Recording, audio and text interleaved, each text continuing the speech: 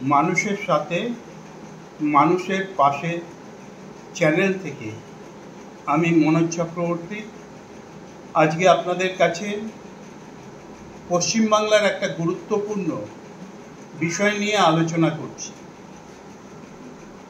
ঘটনাটা হচ্ছে কেন্দ্রীয় প্রতিমন্ত্রী সুকান্ত মজুমদার উত্তরবঙ্গকে সম্প্রতি নর্থ ইস্ট জোনের সঙ্গে সংযুক্ত করার কথা প্রধানমন্ত্রীর কাছে রেখেছে।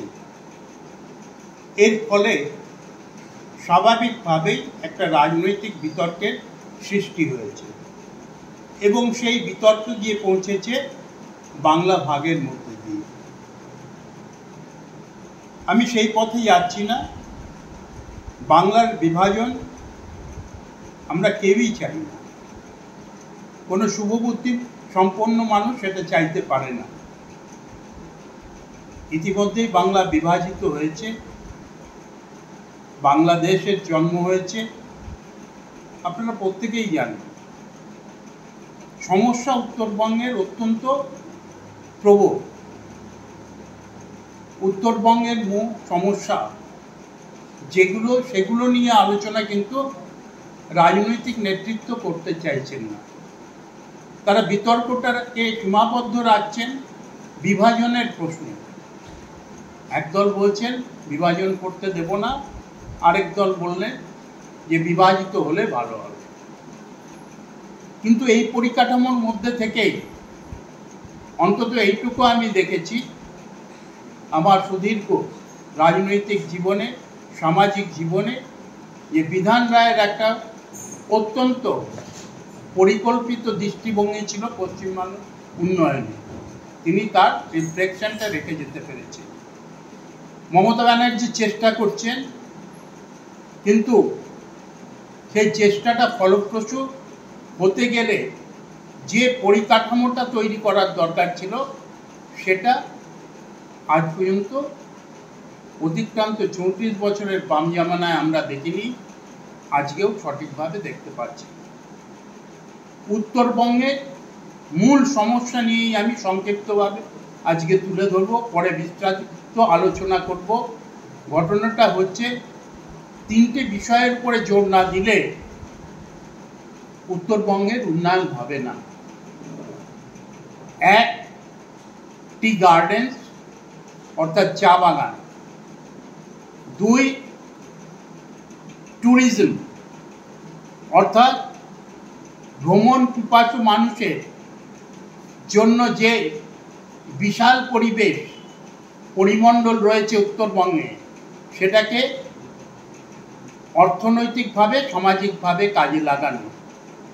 তিন হলো তিস্তা ব্যারেজ প্রজেক্ট, যেটা সম্প্রতি মুখ থুবড়ে পড়েছে। এই তিনটে টির উপরে উত্তরবঙ্গের উন্নয়ন দাঁড়িয়ে আছে।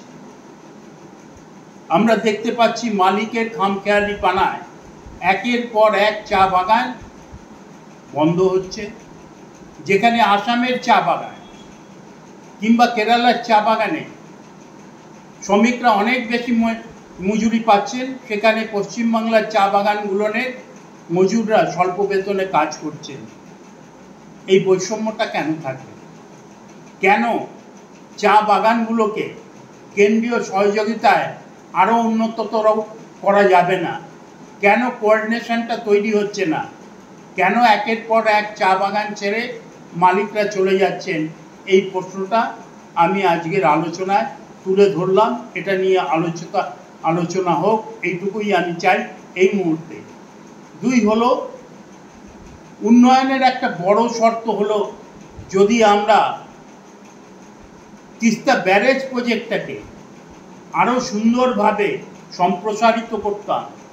উত্তরবঙ্গের সব কটা জেলাকে নিয়ে তৈরি হয়েছিল তিস্তা ব্যারেজ প্রজেক্ট, কিন্তু দুর্ভাগ্যের কথা, এটাকে আমরা একটা রাষ্ট্রীয় প্রজেক্ট হিসাবে, আমি তখন তিস্তা ব্যারেজ প্রজেক্টের অ্যাডমিনিস্ট্রেটর অফিসার ছিলাম, আমি জানি আমরা চেষ্টা করেছিলাম এবং এটাকে একটা রাষ্ট্রীয় প্রজেক্ট বলে ঘোষিতও করা হয়েছিল, কিন্তু তারপর থেকে হঠাৎ যে কোনো কারণেই হোক এর সম্প্রসারণ সম্পূর্ণ বন্ধ আছে, যার ফলে সেচ ব্যবস্থা প্রবলভাবে বিঘ্নিত হয়েছে উত্তরবঙ্গে।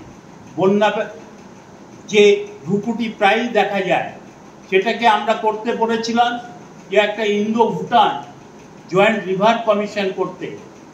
এটা আমার সময় একটা প্রপোজাল তৈরি হয়েছিল, কিন্তু সেটাকে কার্যকরী করা এখনো পর্যন্ত সম্ভব হয়।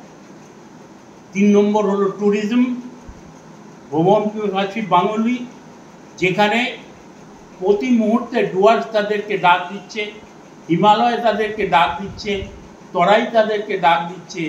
সেখানে নিশ্চিতভাবে আমরা মনে করতে পারি যদি ট্যুরিজমের উপরে একটা বড় প্রকল্প তৈরি করা যায় বিজ্ঞান ভিত্তিকভাবে, যেটা মমতা ব্যানার্জি করার চেষ্টা করছেন, তাহলে উত্তরবঙ্গের উন্নয়ন হবে, এই ব্যাপারে কোনো সন্দেহ নেই।